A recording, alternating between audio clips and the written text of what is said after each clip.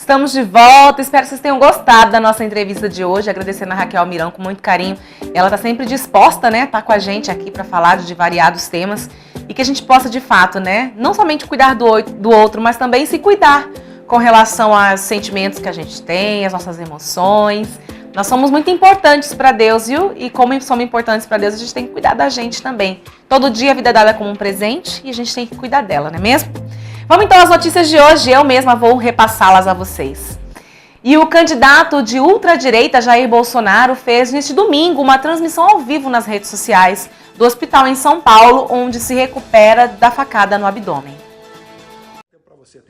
O candidato Jair Bolsonaro está internado desde o dia 6 de setembro, quando foi esfaqueado durante um ato de campanha. Há 3 semanas do primeiro turno das eleições, o atual favorito nas pesquisas discursou de sua cama no hospital israelita Albert Einstein para agradecer seus seguidores e criticar o PT. O ex-capitão denunciou uma possível fraude nas eleições. A narrativa agora é que perderia eu no segundo turno para qualquer um. A grande preocupação, realmente, não é perdendo o voto, é perdendo a fraude. Né? Então, essa possibilidade de fraude no segundo turno, talvez até no primeiro, é concreta. Falando baixo e num tom distante de seus discursos inflamados, o candidato do PSOL afirmou que espera estar em casa em breve e voltar a fazer sua campanha. Eu espero daqui uma semana, se Deus quiser, estar em casa e conversar toda noite durante o horário eleitoral gratuito. Bolsonaro permanece estável, sem sinais de infecção e recebendo alimentação por via intravenosa, segundo o boletim médico divulgado no domingo. A facada causou várias perfurações no intestino e o candidato precisou ser operado de emergência em um hospital de Juiz de Fora antes de ser transferido para São Paulo. E com informações do Mídia Max, os 13 presos durante a Operação Vostok, deflagrada em Campo Grande na última quarta-feira, dia 12, foram liberados no início da tarde de domingo, de ontem, prazo que venceu o período de prisão temporária. A informação foi confirmada pelos advogados Gustavo Passarelli, que atua na defesa de Rodrigo Souza e Silva, filho do governador Reinaldo Azambuja, e pelo advogado Neuley Amarília, do pecuarista Ivanildo Miranda. Rodrigo, deputado Zé Teixeira, do DEM, e o conselheiro do TCE, MS, Tribunal de Contas de Mato Grosso do Sul, estavam presos no presídio militar de Campo Grande. Os outros presos em celas da Polícia Civil. No dia da operação, 12 mandados foram cumpridos. Ficou em aberto a prisão do corretor de gado José Ricardo Guilty Guimaro, o polaco, que se apresentaria neste domingo à Polícia Federal, mas adiou para hoje. Nelson Sintra se entregou apenas na última quinta-feira, dia 13, à Polícia Federal em Campo Grande. Bom, para marcar os 6 meses da morte da vereadora Marielle Franco e do motorista Anderson Gomes, a Anistia Internacional voltou a cobrar respostas sobre o crime. Em um caminhão que irá rodar a cidade e no qual foi instalada uma tela de LED de 5 metros, a organização exibe frases como: 6 meses atrás, Marielle Franco foi brutalmente assassinada. Ou, abre aspas, ainda não temos respostas. Outra frase é: autoridades brasileiras, quem matou Marielle? Quem matou Marielle Anderson? 6 meses depois do crime, a pergunta é vista numa tela com 5 metros de comprimento. A Anistia Internacional percorreu a cidade com um caminhão e fez paradas em frente a órgãos responsáveis pelas respostas, como a Secretaria de Segurança e o Ministério Público. Inadmissível, 6 meses depois, não haver nenhuma resposta. E a Anistia Internacional vem dizer que impunidade não pode ser a resposta das autoridades. A vereadora e o motorista dela tiveram um carro fuzilado na região central do Rio. Várias informações são divulgadas, inclusive nomes de possíveis suspeitos, entre políticos e agentes públicos, mas sem nenhuma explicação oficial por parte dos investigadores, que alegam sigilo. O caso está sem solução até hoje.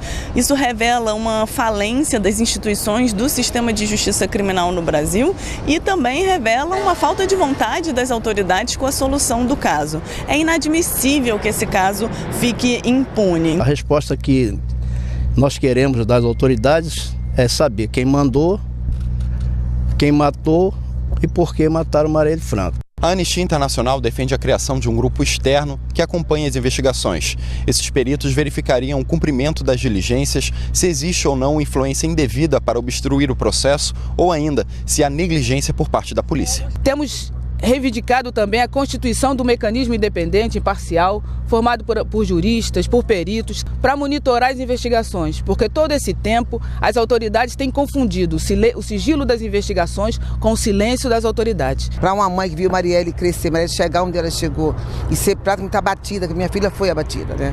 Ali foi de uma crueldade, de uma maldade que não tem tamanho, então é muito doloroso para mim.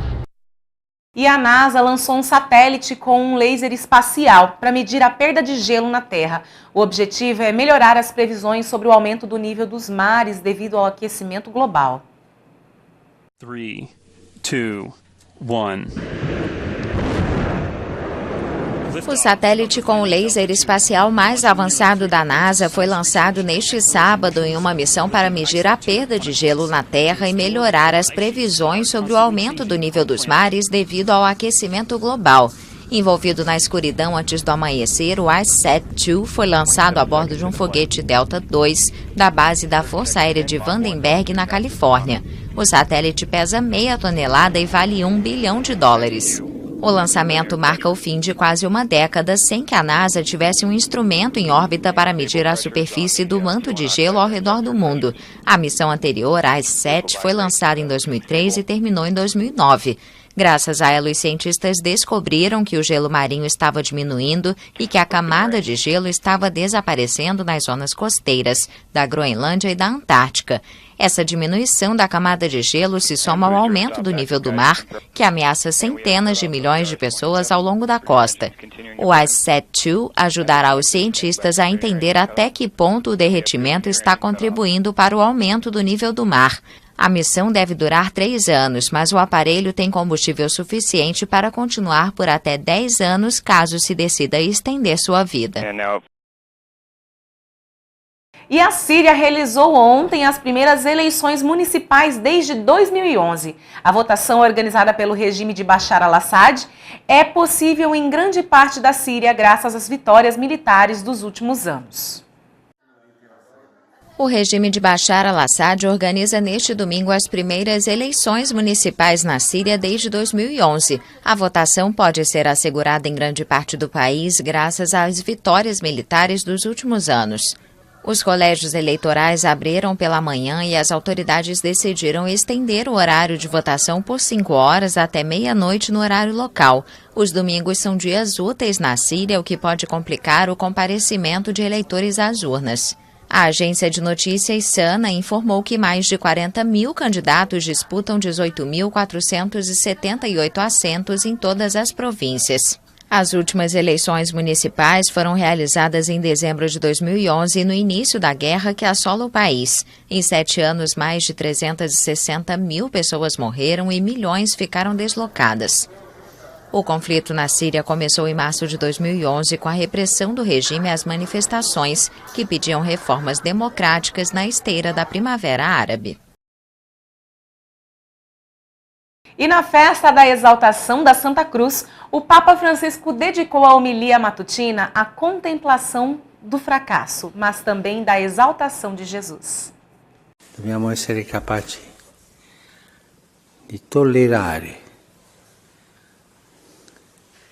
le sconfitte, di portarli con pazienza, le sconfitte anche dei nostri peccati, perché Lui ha pagato per noi. Tollerarle in Lui, chiedere perdono in Lui, ma mai lasciarci sedurre di questo cane incatenato. Oggi sarà bello se a casa, tranquilla, prendiamo 5, 10, 15 minuti davanti al crocifisso, o quello che abbiamo in casa, o quello del rosario, guardarlo. È il nostro segno di sconfitta che provoca le persecuzioni, che ci distruggono, e anche il nostro segno di vittoria, perché Dio ha vinto lì. Vamos agora então à previsão do tempo. Amanheceu chovendo em Campo Grande, Dourados e a maioria das cidades do estado.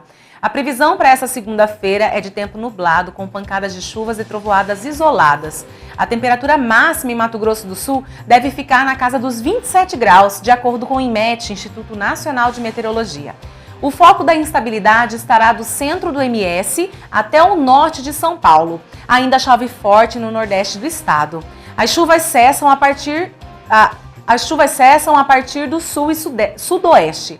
E amanhã, dia 18, o canal de umidade ainda atua sobre o norte de Mato Grosso do Sul. Nas demais áreas, a nebulosidade diminui e as temperaturas se elevam rapidamente durante o dia. Então, gente, essas foram as informações de hoje, viu? Obrigada por terem ficado aqui com a gente. E eu também já quero agradecer você que esteve ligadinho aqui no nosso programa hoje. Amanhã nós estaremos de volta. Nós vamos falar sobre o Pentateuco amanhã aqui no nosso programa. É isso mesmo. Nós, juntamente com o padre Reginaldo Padilha. Então, amanhã, 1h45, tem um horário marcado com você. Eu estarei aqui e espero a sua companhia, tá bom? Um grande beijo, Deus abençoe e salve Maria Imaculada. Tchau, tchau.